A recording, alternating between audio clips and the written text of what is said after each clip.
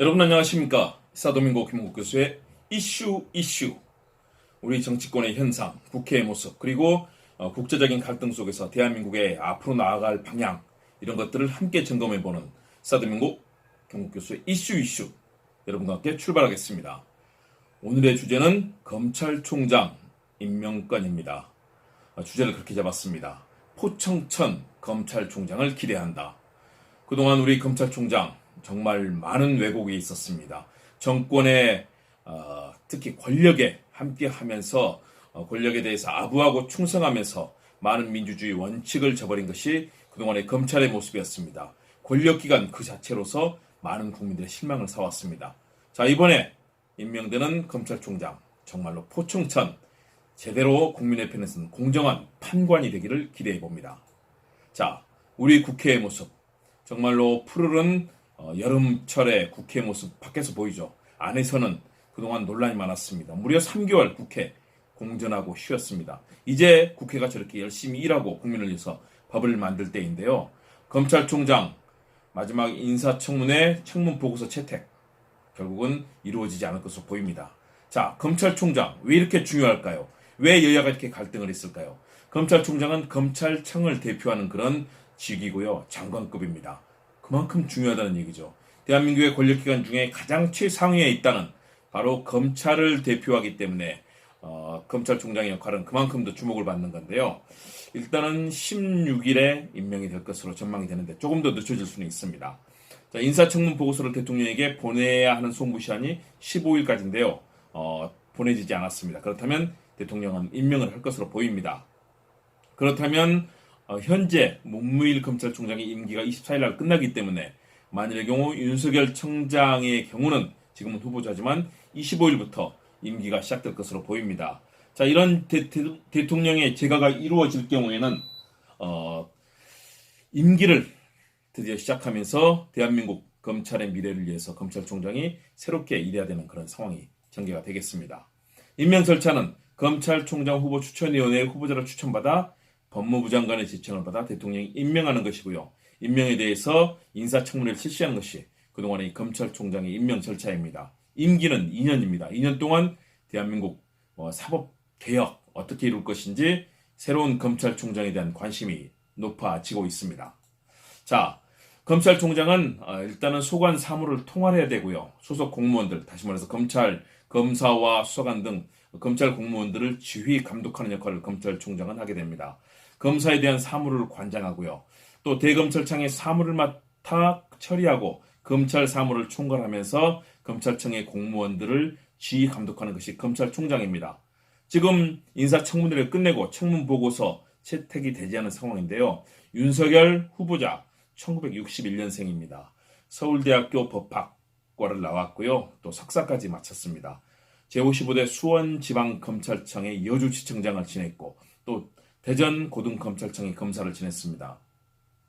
그동안에 있었던 정치적 비중이나 또는 검찰에서 위상을 볼 때는 큰 직위를 맡지 못했다라고 얘기되는데요. 바로 그것은 오랜 고시 생활을 했던 그런 경력도 있을 거고요. 또 그동안에 올바른 검사의 모습을 보였다가 정권의 탄압을 당했던 그런 부분도 있었습니다.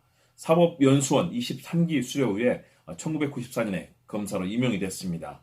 대학교 4학년 때 1차에 합격했는데요. 2차에서 무려 9번 9년간 낙방을 했습니다.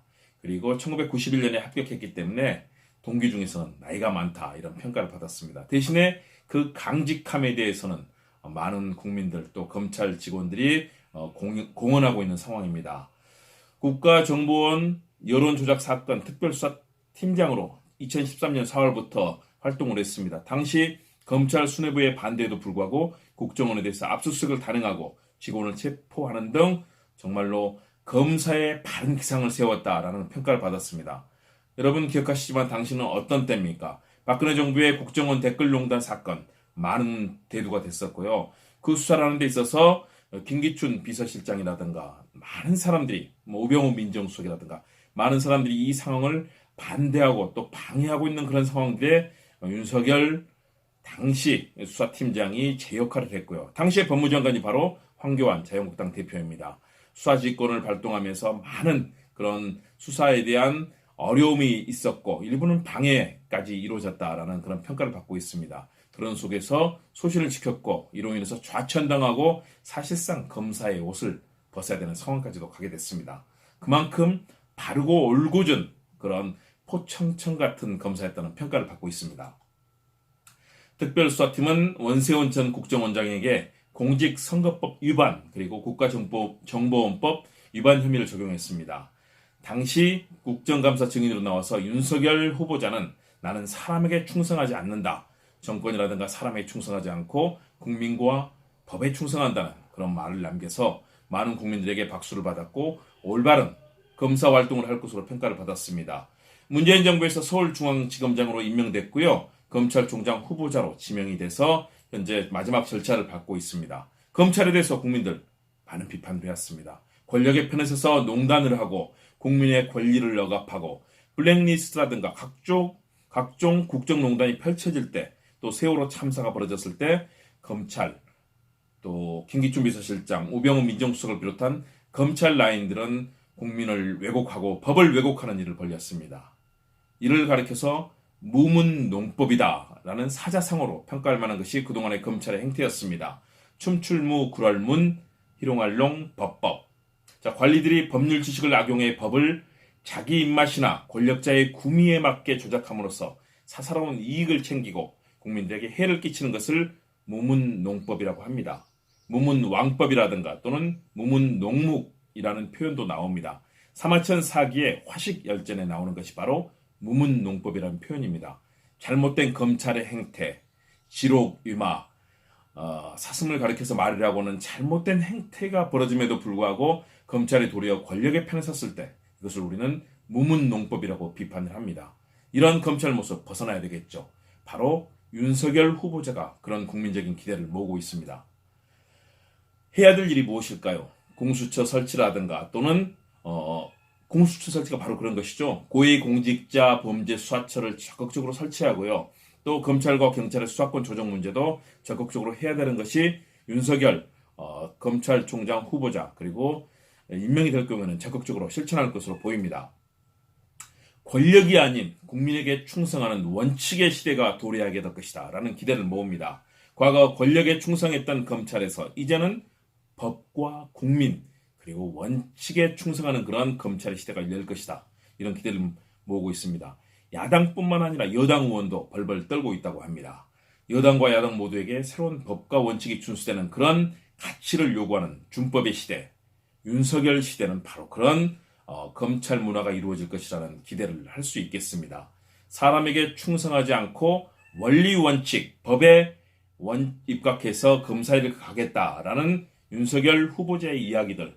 그렇다면 이제는 정치권의 막말, 압력, 그리고 검찰에 대한 마쿠 실세의 다양한 조정들, 이제는 그런 힘들이 통하지 않는 검찰이 바로 서는 계기가 만들어질 것이다. 진정한 법치의 시대가 열릴 것이다. 라는 기대를 윤석열 검찰총장 시대는 예고하고 있습니다. 또 그렇게 해야만 될 것입니다.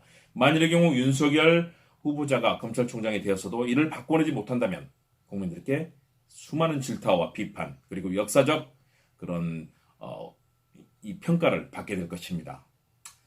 바로 특권과 불법을 물리친 포청천이 되기를 많은 국민들은 바라고 있습니다. 판관 포청천 어떤 사람이었습니까? 청백리였고 추상 같은 명판결을 내린 그런 명판관이었습니다. 포청천은 여러 지방의 지방관을 역임하면서 가는 곳마다 과중한 세금을 국민들에게 경감시켜줬습니다. 억울한 사건들을 해결했습니다. 범죄자를 엄하게 다스렸습니다. 황제라든가 많은 고관대적과 관련된 사람들이 뒤에서 권력을 이용해 불법을 할 때 이것을 밝혀냈습니다. 감찰 의사를 지내면서 고관들의 부당한 처사를 탄핵했고요. 관료들의 불법 행위를 막기 위한 정책을 제안했고 황제가 측근이나 관료들에게 하사한 특권을 거두어 드릴 것을 건의하는 등 정말로 바른 사법의 힘들을 보여줬던 것이 바로 판관 포청천이었습니다.